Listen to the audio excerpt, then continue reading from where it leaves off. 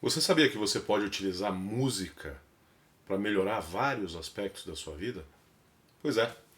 Então eu vou te ensinar aqui nesse vídeo como, com princípios básicos da neurociências, você pode melhorar muito usando a música que você gosta, para conseguir performar melhor no seu trabalho, para conseguir performar melhor nos seus relacionamentos, para conseguir melhorar a sua memória.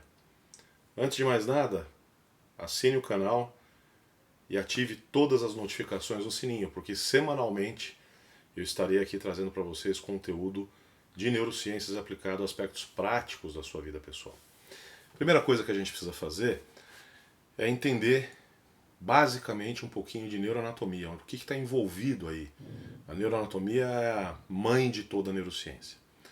Então, quando a gente fala em música, nós estamos falando basicamente de um conjunto de sons de natureza complexa. Por que um conjunto de sons? Porque eu tenho a melodia do baixo, a melodia da guitarra, eu tenho a melodia da voz do cantor, eu tenho a melodia da bateria, no caso do Coldplay, eu tenho a melodia do sintetizador, do piano, a melodia em algumas músicas até de um sino que eles tocam, ok? O conjunto de todas essas melodias a gente dá o nome de harmonia ou de harmônica. Então, se não houver um casamento legal entre essas diferentes melodias, aquela música não vai ficar legal. E ao invés dela produzir em nós uma sensação agradável, ela vai nos produzir uma sensação de repulsa. Mas, do ponto de vista pragmático, o som, a música, é um conjunto de sons complexos, então ele tem que ser decodificado, quebrado em partes para ser melhor compreendido. Quando a gente está falando aqui de música, de interpretação de sons, de uma natureza geral, logo vem aquela pergunta: Paulo, onde é que é o centro primário da música do cérebro?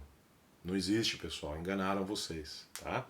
O que existe é um destino inicial desses impulsos sonoros. Vamos entender? Então o som, ele vibra no nosso ouvido, ouvido interno. Então ali ele é captado, essa vibração é captada por uma estrutura que se chama cóclea. A cóclea transmite essa vibração para filetes do nervo auditivo. E esse nervo auditivo vai converter essa vibração em impulsos elétricos, que vão ser transmitidos para o tronco cerebral, e do tronco cerebral vão ser enviados para uma estrutura chamada de giro de Herschel.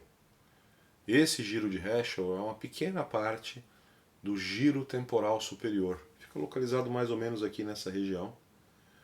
E é a parte medial desse giro temporal, desse giro de Herschel, localizado no giro temporal superior, que recebe esses impulsos sonoros primários. Tá? Quando a gente fala que é a parte medial, o que a gente está querendo dizer com isso? A gente quer dizer que é a parte mais para o meio, ao invés de ser a parte mais superficial desse giro. Tá legal? Tudo bem, então chegou ali a informação primária do som. Legal? Ok, mas e aí? É só isso? Ali aquilo já fica consciente? Não. Porque na região lateral do giro de Herschel, por exemplo, eu tenho a interpretação do ritmo, do pitch da música, da batida da música. Só isso? Não. Um pouquinho para trás desse giro temporal superior, a gente tem o plano temporal. Ali eu vou ter uma grande área de integração das informações que estão contidas na música. O que eu tenho na música? Eu tenho a harmonia entre as diversas melodias, eu tenho timbre, eu tenho a velocidade. Então a gente sabe que uma música pode ser tocada, aí vem a música clássica para nos demonstrar isso de forma inequívoca, de forma diferente conforme o ritmo. Ela pode ser allegro, ela pode ser vivace. Então existem várias velocidades onde eu posso tocar aquelas notas, aquela melodia. Eu posso acelerar ou desacelerar. Isso é interpretado ali nessa região. Além disso, eu ativo áreas primárias de linguagem. Por quê? Porque eu preciso entender o idioma que está sendo cantada aquela música, caso não seja uma música apenas instrumental. Eu preciso identificar quais são as palavras que compõem aquela letra. Eu preciso identificar como esse conjunto de palavras forma uma frase e o que significa essa frase. Então aí eu ativei o lobo frontal e o lobo temporal, dos dois lados. Eu preciso entender se eu já ouvi aquela melodia, aquela música. E aí, para entender isso, eu comparo com os registros que eu tenho. Então eu estou ativando a memória, hipocampo. Quando eu ouço aquela música, eu automaticamente tenho algum tipo de emoção. Ou eu gosto, ou eu não gosto. Isso é importante porque se eu gosto, eu automaticamente vou buscar músicas com aquele mesmo padrão no futuro. Estou dentro do meu carro, voltando do meu trabalho, ouço uma música que eu não conheço, mas que tem um padrão similar a alguma que eu gosto. Eu vou deixar tocando. Ah não, essa música, eu não sei, tem alguma coisa esquisita aqui. Eu vou trocar de estação de rádio na hora, vou trocar de faixa na hora. Tá? Além disso, aquela emoção ali que ativa, ela pode ser positiva, negativa, ela pode me lembrar de momentos bons da minha vida, pode me lembrar de que eu usava essa música para colocar a minha filha para dormir, como por exemplo, eu fazia minha filha dormir cantando para ela Yellow do Coldplay. A letra é muito significativa para mim e para ela. Ah não, olha, essa música ela é muito importante porque me lembra de quando eu entrei na faculdade, me lembra do meu primeiro carro, me lembra da minha primeira namorada. Ah não, essa música é ruim porque me lembra um episódio muito ruim da minha vida, o falecimento de alguém. Tá? Quando eu falo em emoções, então, eu estou ativando o quê? Estou ativando ali o meu sistema límbico. Então, olha só, eu já ativei os frontais, os temporais, eu já ativei a parte profunda próxima da ínsula, que é o giro de Herschel, eu já ativei o meu sistema límbico. O que mais que eu vou ativar? Para integrar todas essas informações, eu ativo os meus lobos parietais, para entender como é que aquele conjunto de palavras forma uma frase, o que, que aquela frase significa. Então como é que eu posso ter um centro? Não posso, eu acabei de mostrar para vocês aqui que eu ativo diferentes áreas cerebrais para ouvir uma simples música. Tá, pessoal? Mais do que isso, quando eu escuto uma música que particularmente me faça feliz, eu ativo o famoso circuito de Papet. Esse circuito de Papet é um circuito que é muito famoso naquela parte de recompensas. Então a gente tem aí o envolvimento do sistema límbico, de estruturas como a amígdala, hipocampo, que elevam a produção e a secreção de dopamina e nos dão aquela sensação de felicidade, de bem-estar. Olha que bacana. Nós temos estudos mostrando que música clássica, por exemplo, melhora o controle de dor em pacientes com dor lombar. Por quê? Porque provocam a liberação maior de dopamina e de endorfinas. Tá bom, Paulo, mas como é que eu posso usar isso de forma prática na minha vida, no meu dia a dia, para melhorar? Eu quero saber, puxa vida, eu posso usar música para estudar? Por quê? Por que isso ajuda? Pode, claro que pode.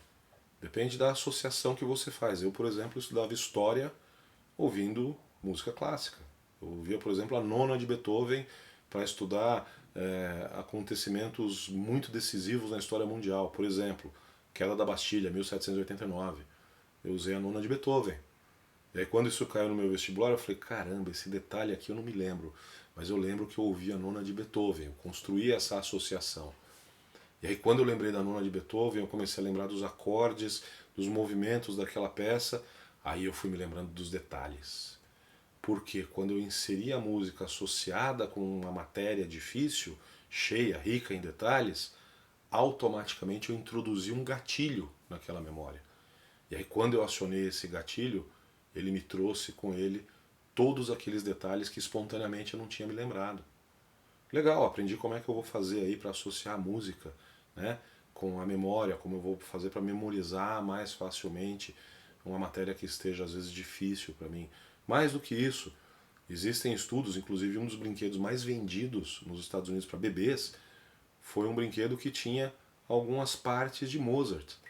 Por quê? Porque já está demonstrado que Mozart ele provoca devido à construção das suas melodias, Mozart provoca uma ativação de centros ligados à memória e à execução matemática.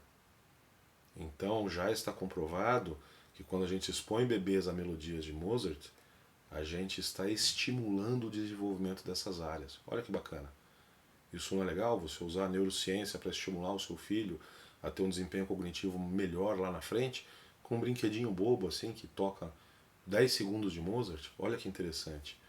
Tá bom, que mais que eu posso usar música na minha vida? Bom, eu posso usar música na minha vida para mudar o meu estado de humor. Eu estou me sentindo meio triste. O que, que eu faço? Eu coloco uma música que eu sei que eu gosto, que eu curto cantar, que me traz lembranças boas, porque eu sei, do ponto de vista da neurociência, que mesmo eu estando triste, quando eu coloco aquela música para tocar, eu aumento a produção e a secreção de dopamina e de endorfina.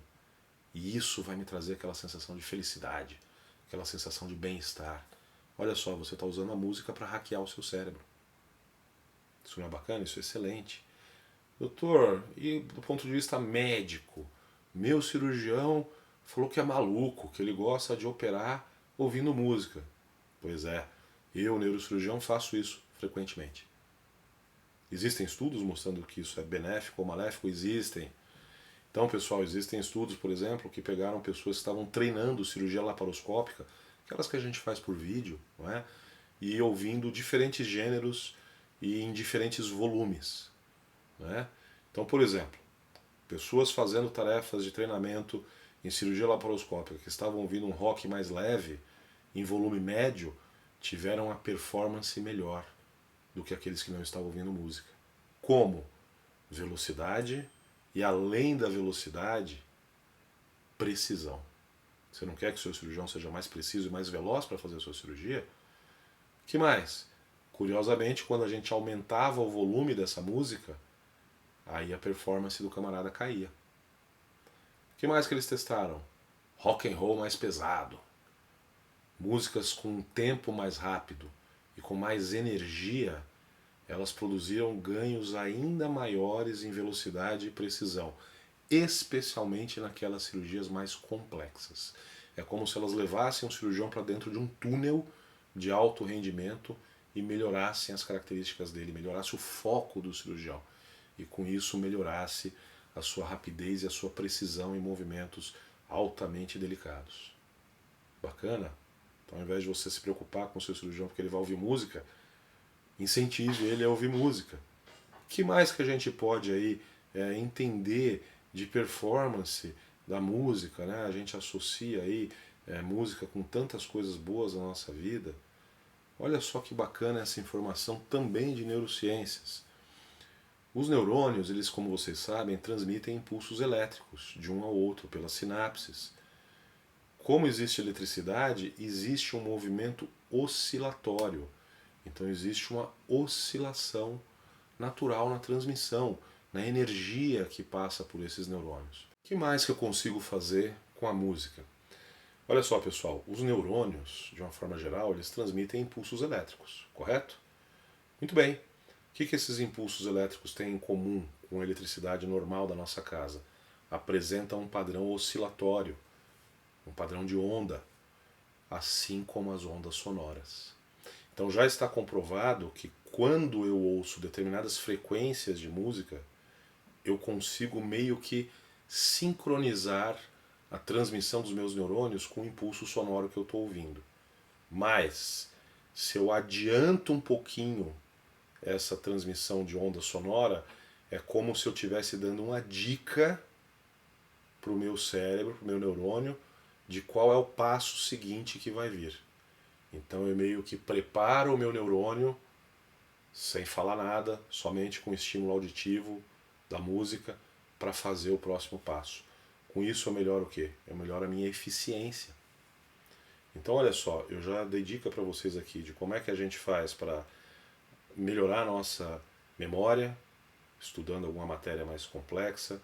Já dei dica aqui para vocês de como é que a gente pode utilizar a música para estimular o desenvolvimento dos nossos filhos. Já dei dica aqui para vocês de como é que eu posso usar a música para melhorar o meu estado de humor. Já dei dica para vocês aqui de como é que eu posso usar a música para antecipar o que vai acontecer dentro de alguma tarefa e com isso melhorar o meu desempenho naquela tarefa. Já dei dica para vocês aqui como a música pode ajudar em situações de estresse alto, de situações de alto rendimento, como por exemplo cirurgias altamente especializadas e complexas. Olha que bacana, a gente está usando a neurociência simplesmente para hackear o nosso cérebro ao nosso favor. Isso não é bacana? Isso é fantástico. Então, se você gostou do conteúdo, não esquece, assina o canal, ative todas as notificações aí no sininho, porque semanalmente eu vou colocar aqui 1, 2, 3 vídeos desse tipo aqui, de aplicação direta da neurociência para melhorar a sua vida diária, para melhorar a sua performance no seu trabalho, no seu estudo, na sua vida cotidiana. E não esqueça, compartilhe esse conteúdo aí com amigos que vão se beneficiar desse tipo de coisa. E olha, eu não falei nada aqui ainda do ponto de vista médico, hein? A gente sabe que a musicoterapia, por exemplo, tem grandes benefícios na recuperação de pacientes com AVC, com doenças cerebrais. A gente sabe que música tocada no intraoperatório de pacientes submetidos à cirurgia com anestesia que não seja geral, ou seja, RAC, peridural, ou se não mesmo com anestesia local, melhoram os níveis de analgesia, ou seja, os pacientes sentem menos dor, sentem menos ansiedade no intraoperatório. Então tem muita coisa aí para a gente utilizar a neurociência para melhorar a nossa vida. Ok, pessoal? Então, olha, não esqueça, seja inteligente e viva a sua vida ao máximo. Um abraço.